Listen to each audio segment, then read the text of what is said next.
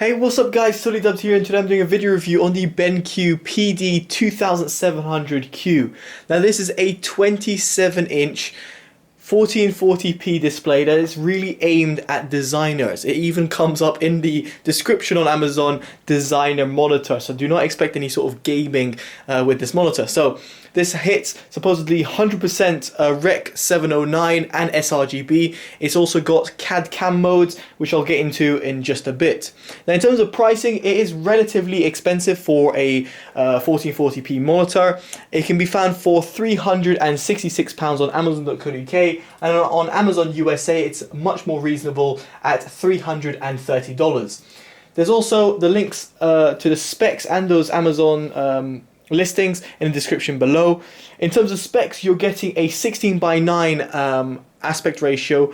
You're getting a quoted response time of 12 milliseconds with 4 milliseconds G2G when boosted down via AMA, and I'll get into that in just a bit. It's got an IPS panel, and as I said, it runs at 2560 times 1440p. In terms of video inputs, it's got a DisplayPort, a HDMI and mini DisplayPort inputs. You've also got a 3.5mm jack, and you've also got speakers, which are pretty much decent for very light music playback or Windows notifications. Other than that, if you're looking for any other specs, make sure you check in the description below where you find a full list of the specs. Now, in terms of the build quality, the build quality of the monitor is very good. I actually quite like its solid construction. It's got a brushed aluminium look on its base of the stand. The monitor can be height adjusted, has got pivot and tilt adjustments as well, and it can be also rotated. So all of which is pretty much required for a work monitor, or at least a designer monitor. One thing I didn't really like, however, is its bezels. The bezels are relatively thick and chunky, therefore the screen looks like it's a bit indented within the bezels, and it is a little bit distracting. When I put the monitor on and turned it on, I felt straight away, oh, the bezels look a little bit chunky. You'll probably be able to see on the video over here on the sides that the bezels really do show quite a bit. Now in terms of the on-screen display, it's very easy to access. It's got physical buttons on the rear of the monitor, and you've got a few buttons. Now let me just zoom in for you guys to see the on-screen display, and you guys will be able to see what I am actually talking about as well. Now if I just zoom in, you'll be able to see it a little bit clearer. Now, going into the on-screen display, you've got a pretty simple options, which is nice to see, but I would have liked a little bit of extra customization through the OSD. Now, as you can see, the buttons are a little bit awkward to press, and sometimes I end up pressing the wrong one, so sorry for that. Now, in terms of inputs, as you can see, HDMI DisplayPort and mini DisplayPort. On the picture settings, I've got brightness at 100, contrast at 50, sharpness at 5, and AMA at off, and I'll get into that in terms of the gaming. In picture advanced mode, you've got picture modes. Now as you can see over here, you've got standard mode, Rec 709, sRGB, CAD CAM mode, animation, blue light, dark room, eco, and user.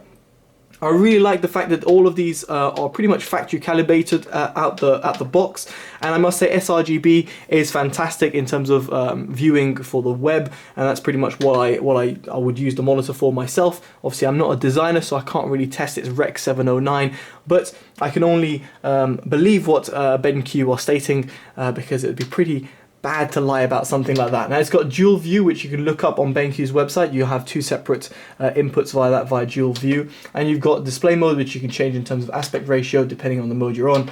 Audio settings, which you can mute or adjust the volume. You've got the custom keys, which you can customize, and other than that, it's pretty much pretty standard monitor stuff. So as you can see, the settings aren't too vast, but at the same time, you've got the right settings that you might require as a designer, at least in terms of the different modes. If you're switching between different projects, to have those modes right there, it's very useful to have.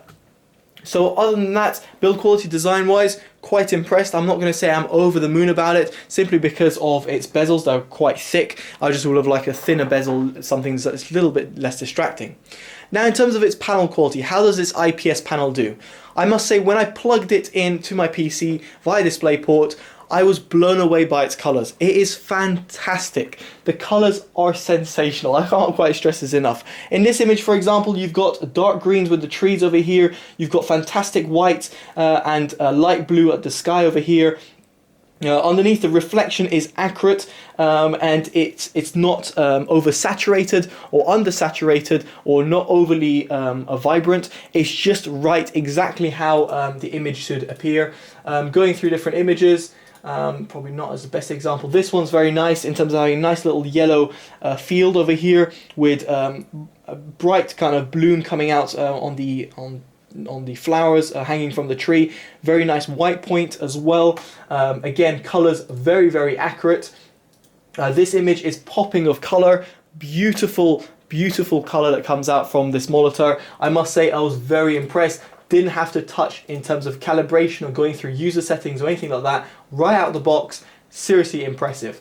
In this image, you've got the shuttle. You've got like a greyish black over here with the black by the exhaust. I can't remember what it's called, the exhaust. Let's go with exhaust. And it's a deep black with a light white over here on the trails of the side of the shuttle.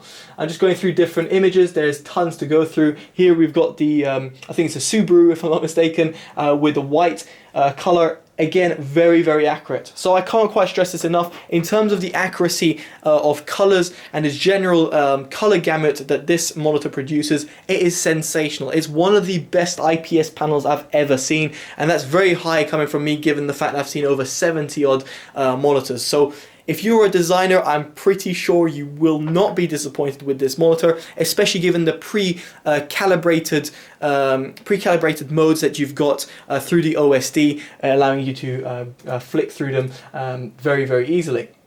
Now, in terms of gaming, I know it's not a gaming monitor, but I thought I would test it via gaming. Now, I've got Counter-Strike running over here, and yes, it is very slow to respond. Its input lag isn't the best, and it's quite a slow responsive monitor. Now, when I boost down the AMA, so I'll put it on its premium setting, which I'll just access over here through the OSD, the response time on the monitor is definitely boosted, and it becomes a lot better.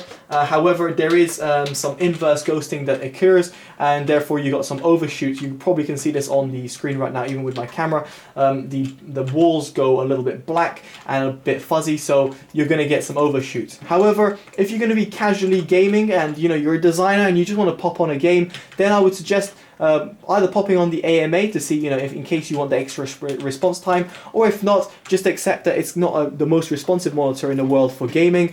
It's definitely not used for any sort of competitive gaming, given the fact that it's also a 60 Hz panel. It's not something a gamer would choose. Regardless, it is something I always look at, because no matter what type of person you are, you might want to play a casual game, and in all honesty, this monitor is acceptable for very casual gaming, or like a MMORPG, for example. They won't have any problem.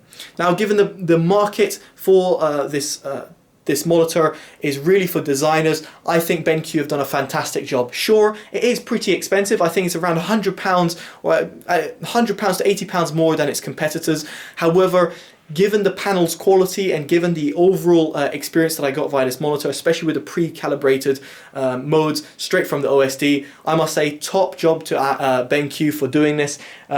I would highly, highly suggest it if you are a designer, you're into CAD CAM, you're into Photoshop, you're into video editing, then this monitor is going to be a fantastic monitor to buy, and I would highly suggest it. So there we go, guys. That's my honest opinion and my review of it. As I said, not a gaming monitor, but if you're a designer, fantastic. Make sure you give this give this video a like, subscribe if you want to see more, favorite and share if you think this video is going to be useful. Let me know in the comments below what you would use this monitor for, or its competitors that you think are better than it. Alright guys, I've been Totally Dubbed. Take care and bye bye.